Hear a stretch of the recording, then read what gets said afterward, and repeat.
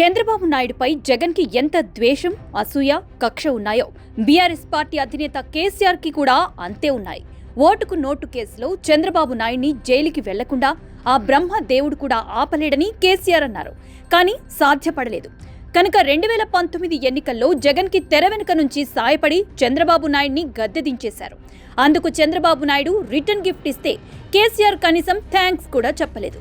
BRS party అంటే కేసీఆర్ కనుక ఆయన విధానం ప్రకారమే ఆ పార్టీలో అందరూ చంద్రబాబు నాయుడుపై అవకాశం చిక్కినప్పుడల్లా విమర్శలు గుప్పిస్తుంటారు.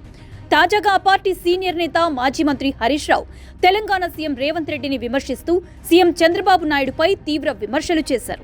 చంద్రబాబు నాయుడికి ఇప్పుడు కేంద్రంలో మంచి పలుకుబడుంది కనుక ఇష్టారాజ్యంగా కృష్ణా గోదావరి నీటిని తరలించుకుపోతున్నారు. ఆయన్ని అడ్డుకోవలసిన తెలంగాణ ముఖ్యమంత్రి రేవంత్ రెడ్డి, మంత్రులు, ఇంజనీర్లు చేతులు ముడుచుకొని చూస్తున్నారు.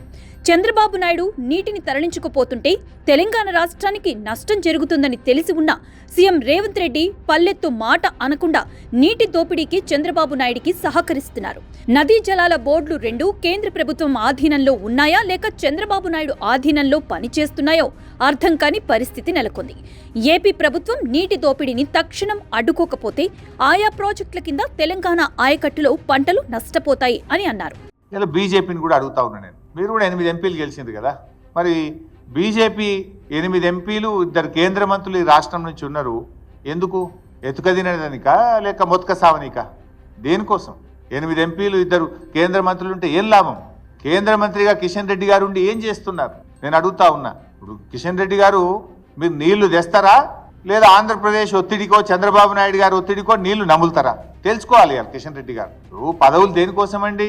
రాష్ట్రంలో ఏ ప్రజలైతే మిమ్మల్ని ఎన్నుకున్నారో ఆ రాష్ట్ర రైతులకు, ఆ రాష్ట్ర ప్రజలకు వాళ్ళ అవసరాలు తీర్చడానికి పదవులు. మరి అక్కర్రాని ఆ పదవులు ఉంటేం లాభం, లేకపోతే ఏం లాభం? రాష్ట్ర హక్కులు కాపాడలేని పదవులు ఉండి ఏం ప్రయోజనం అని నేను అడుగుతా ఉన్నా. మీరు చాలా సీనియర్, దయచేసి రివ్యూ చేయండి. రాష్ట్ర ప్రభుత్వం ఫెయిల్ అయిపోయింది. ఈ రాష్ట్రం నుంచి కేంద్ర మంత్రిగా ఉన్న మీరైనా స్పందించండి. You rise to the occasion to protect the interest of Telangana. సందర్భం వచ్చినప్పుడు నిలబడాలి, రాష్ట్రం కోసం నిలబడాలి, గట్టిగా పోరాటం చేయాలి. మీకు గనబట్టలేదా ఆంధ్రప్రదేశ్ ప్రభుత్వం చేస్తున్న జలదోపిడి?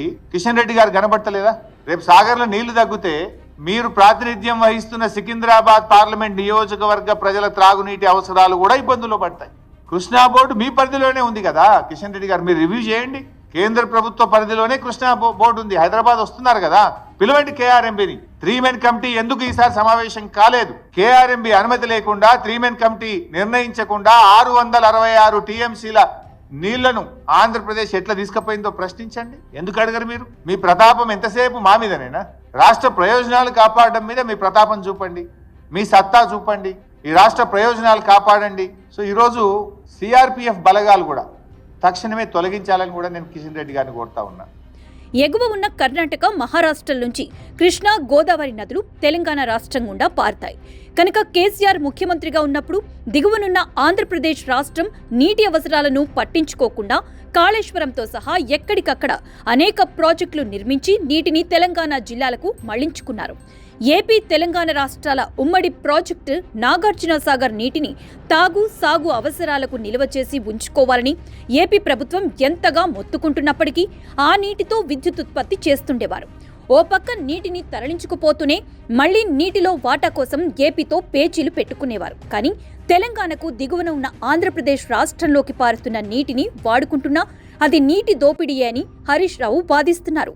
బీఆర్ఎస్ పార్టీ ఎప్పుడూ తెలంగాణ సెంటిమెంట్తో రాజకీయాలు చేస్తూ ఉంటుంది కనుక కేసీఆర్ నిన్న మళ్లీ రాజకీయాల్లో యాక్టివ్ కాగానే తెలంగాణ సెంటిమెంట్తో రాజకీయాలు మొదలుపెట్టినట్లున్నారు.